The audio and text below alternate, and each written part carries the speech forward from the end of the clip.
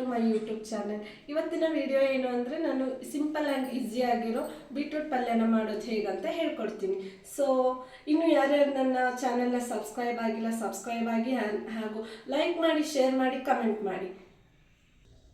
Beetroot ಪಲ್ಯನ ಮಾಡೋಕ್ಕೆ ಬೇಕಾಗಿರುವ ಸಾಮಗ್ರಿಗಳು: ಮೊದಲಿಗೆ ಒಂದು ಹೆಚ್ಚಿಟ್ಕೊಂಡಿರೋ ಬೀಟ್ರೂಟ್ನ ಚೆನ್ನಾಗಿ ತೊಳ್ಕೊಂಡಿರಿ. ಆಮೇಲೆ ಒಂದು ಅರ್ಧ ಟೊಮೊಟೊ, ಒಂದು ಈರುಳ್ಳಿ, ಒಂದು ಸ್ವಲ್ಪ ಹಸಿಮೆಣಸಿನ್ಕಾಯಿ ಪೇಸ್ಟ್, ಆಮೇಲೆ ಕೊತ್ತಂಬರಿ, ಆಮೇಲೆ ಕೊಬ್ಬರಿ ತುರಿ, ಆಮೇಲೆ ಕರಿಬೇವು, ಆಮೇಲೆ ಎಣ್ಣೆ, ಆಮೇಲೆ ಸ್ವಲ್ಪ ರುಚಿಗೆ ತಕ್ಕಷ್ಟು ಉಪ್ಪು, ಆಮೇಲೆ ಅರಶಿನ ಪುಡಿ, ಜೀರಿಗೆ, ಸಾಸಿವೆ. ಮೊದಲಿಗೆ ಗ್ಯಾಸ್ ಆನ್ ಮಾಡ್ಕೊಳ್ಳಿ. ಆಮೇಲೆ ಒಂದು ಬಾಣಲಿನ ಇಟ್ಕೊಳ್ಳಿ. ಈ ಬಾಣಲಿಗೆ ನಾನು ತಗೊಂಡಿರುವಂಥ ಆಯಿಲ್ನ ಹಾಕ್ತಿದ್ದೀನಿ. ನಾನು 2 ಚಮಚ ಆಯಿಲ್ನ ತಗೊಂಡಿದ್ದೀನಿ. ಈಗ ಕಾದಿರುವ ಎಣ್ಣೆಗೆ ಸ್ವಲ್ಪ ಸಾಸಿವೆ ಹಾಕ್ಕೊಳ್ಳಿ, ಆಮೇಲೆ ಜೀರಿಗೆ ಹಾಕ್ಕೊಳ್ಳಿ.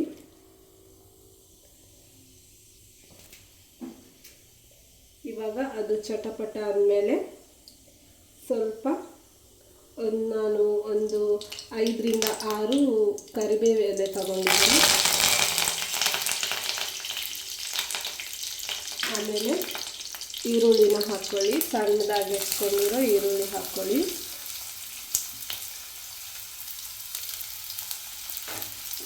ಆಮೇಲೆ ಸ್ವಲ್ಪ ಅದನ್ನ ಮಿಕ್ಸ್ ಮಾಡ್ಕೊಳ್ಳಿ. ಎಣ್ಣೆಲಿ ಫ್ರೈ ಆಗಬೇಕು ಚೆನ್ನಾಗಿ. ಇದು ಎಣ್ಣೆಲಿ ಫ್ರೈ ಆಗ್ತಾ ಇದೆ. ಇವಾಗ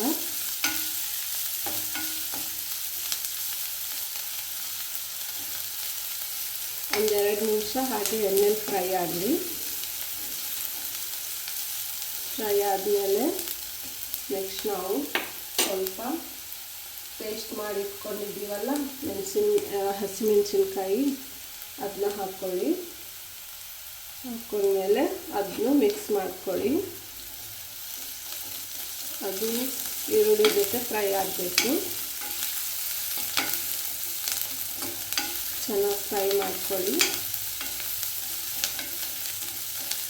ಆಮೇಲೆ ಇವಾಗ ಫ್ರೈ ಆಗಿದೆಲ್ಲ, ಇವಾಗ ಇದಕ್ಕೆ ಹೆಚ್ಚಿಟ್ಕೊಂಡಿರೋಂಥ ಟೊಮೊಟೊ ಹಾಕ್ತಿದ್ದೀನಿ. ಟೊಮೊಟೊನು ಕೂಡ ಫ್ರೈ ಆಗಲಿ ಎಣ್ಣೆಯಲ್ಲಿ.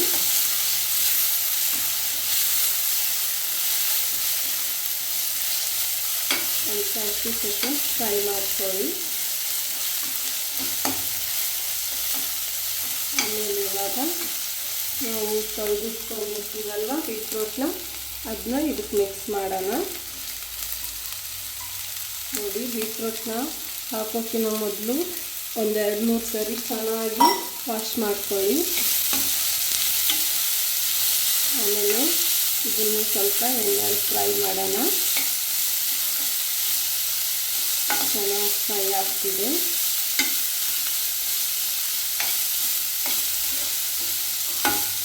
ಇವಾಗ ಅದಕ್ಕೆ ಏನೇನು ಹಾಕಬೇಕು ಅಂದರೆ, ಮೊದಲಿಗೆ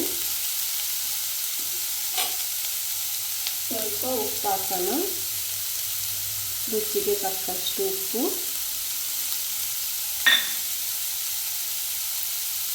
ಆಮೇಲೆ ರುಚಿಗೆ ಅರಶಿನ ಪುಡಿ.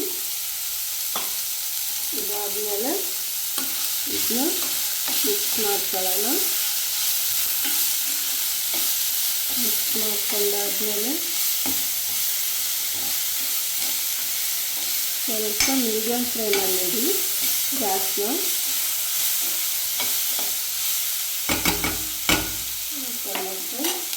ಇವಾಗ ತೆಂಗಿನ ತುರಿನ ಹಾಕೋಣ. ತೆಂಗಿನ ತುರಿ ಸ್ಕಿಪ್ ಮಾಡಿದರೂ ಆಗುತ್ತೆ, ನಿಮ್ಮ ಮನೆಯಲ್ಲಿದ್ದರೆ ಹಾಕ್ಕೊಳ್ಳಿ. ಇದು ತುಂಬ ಚೆನ್ನಾಗಿ ಟೇಸ್ಟ್ ಕೊಡುತ್ತೆ ಬೀಟ್ರೂಟ್ ಪಲ್ಯಕ್ಕೆ. ಸೊ ಇದನ್ನು ಮಿಕ್ಸ್ ಮಾಡ್ಕೊಳ್ಳೋಣ.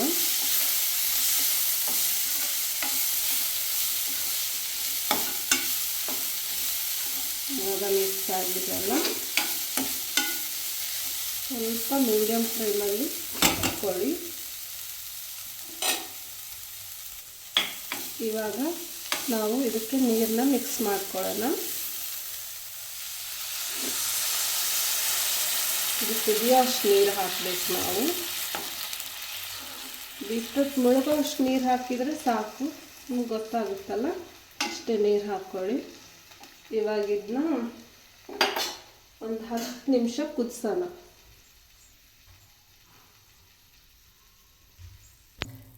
ಇದನ್ನು ಮುಚ್ಚಿಬಿಟ್ಟು ಒಂದು 10 ನಿಮಿಷ ಕುದಿಸೋಣ. ಮೀಡಿಯಮ್ ಫ್ಲೇಮಲ್ಲಿ ಇಟ್ಕೊಳ್ಳಿ. ಆಮೇಲೆ 10 ನಿಮಿಷ ಆದಮೇಲೆ ಅದು ಕುದ್ದಿರುತ್ತೆ. ಇವಾಗ 10 ಮಿನಿಟ್ಸ್ ಆಗಿದೆ ಗಾಯ್ಸ್. ನೋಡೋಣ, ಮುಚ್ಚಳ ತೆಗೆದು ನೋಡಿದ್ರಲ್ಲ, ನಾನು ಇದ್ರ ತುಂಬ ನೀರು ಹಾಕಿದ್ದೆ, ಇದೆಲ್ಲ ಖಾಲಿಯಾಗಿದೆ. ಸೊ ಇವಾಗ ಪಲ್ಯ ಕುದ್ದಿದೆ, ನೋಡ್ಕೋಬೋದು. ನೋಡಿ, ಪಲ್ಯ ಕುದ್ದಿದೆ, ಚೆನ್ನಾಗಿ ಕುದ್ದಿದೆ. ಇವಾಗ ಇದಕ್ಕೆ ಫ್ಲೇವರ್ಗೋಸ್ಕರ ಮೇಲೆ ಸ್ವಲ್ಪ ಕೊತ್ತಂಬರಿನ ಹಾಕಿ ಚೆನ್ನಾಗಿ ಮಿಕ್ಸ್ ಮಾಡ್ಕೊಳ್ಳಿ. ಈ ಪಲ್ಯನ ನಾವು ಕುಕ್ಕರ್ನಲ್ಲಿ ಬೇಯಿಸೋಕ್ಕಿಂತ ಹಿಂಗೆ ಬೇಯಿಸ್ಕೊಂಡು ತಿಂದ್ರೇ ಟೇಸ್ಟಿಯಾಗಿರುತ್ತೆ. ಕುಕ್ಕರ್ನಲ್ಲಿ ಬೇಯಿಸಿದರೆ ಇಷ್ಟೊಂದು ಟೇಸ್ಟಾಗಿ ಬರಲ್ಲ. ಸೊ ಈ ಪಲ್ಯನ ನಾವು ಚಪಾತಿ ಜೊತೆ, ರೊಟ್ಟಿ ಜೊತೆ, ಹಾಗೆ ಪೂರಿ ಜೊತೆನೂ ತಿನ್ಬೋದು. ಸೊ ಇವಾಗ ಪಲ್ಯ ರೆಡಿಯಾಗಿದೆ. ಇವಾಗ ನೀವು ಗ್ಯಾಸ್ನ ಆಫ್ ಮಾಡ್ಕೊಳ್ಳಿ. ಸೊ ನೋಡಿದ್ರಲ್ಲ ಗೈಸ್, ಇವತ್ತಿನ ರೆಸಿಪಿ ನಿಮ್ಗೆ ಇಷ್ಟ ಆಗಿದ್ದರೆ ಪ್ಲೀಸ್ ಲೈಕ್ ಮಾಡಿ, ಶೇರ್ ಮಾಡಿ, ಸಬ್ಸ್ಕ್ರೈಬ್ ಮಾಡಿ. Thank you. ಮತ್ತೆ ಸಿಗ್ತೀನಿ ನೆಕ್ಸ್ಟ್ ವಿಡಿಯೋದಲ್ಲಿ.